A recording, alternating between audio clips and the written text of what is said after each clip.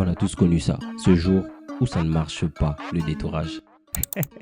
Ouais, ce jour-là, on l'a tous connu, où tu te retrouves devant ce verre que tu dois détourer sans pour autant l'abîmer, cette image, hein. Alors on prend l'outil sélecteur d'objets parce qu'on sait qu'en quelques clics, voilà, on glisse et puis on détache. Oups, ça ne marche pas. Alors, ce qu'on va faire, c'est qu'on va essayer de changer d'outil. Alors, on va repartir à l'intérieur, on va prendre la baguette magique, on va sélectionner tout ça, pixeliser le calque et quand on delete, c'est encore pire. On dirait que les pixels ne veulent pas partir comme on le souhaite. On va essayer de changer. On va prendre cet outil. Ça ne marche toujours pas. Ok, je vous laisse d'abord 5 secondes pour vous abonner et puis je vous montre une méthode facile et simple pour réussir ce détourage.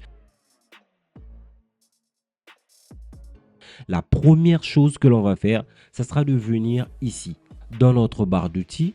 On vient dans la barre d'outils, on va cliquer, on va choisir outils gomme d'arrière-plan. On vient ici, on clique sur le deuxième, on vient ici, on clique sur discontinue. Et puis on va venir là et vous allez ajuster comme moi. Ok, une fois que vous faites ça, vous n'aurez qu'à venir faire un clic, vous maintenez le clic et vous glissez. Et tout simplement, votre fond va disparaître. C'est aussi simple que ça. Ok. Une fois que vous avez fait ça, vous pouvez poser votre image sur d'autres fonds. Par exemple, là, j'avais déjà prévu un fond de couleur. On va le changer. Bim, bim, bim. Je vais le mettre peut-être en noir. Et voilà le résultat. Donc, j'ai mon verre d'eau qui est là en transparence avec de l'eau à l'intérieur et les petites gouttes qui entrent par le dessus. Bref, on a réussi notre détourage très simplement. Et là, je vais essayer de vous le mettre en situation. Je vais le faire un peu plus rapidement. Je vais mettre une image en arrière-plan, par exemple. Je vais l'ajuster. Je vais mettre cette image en noir et blanc.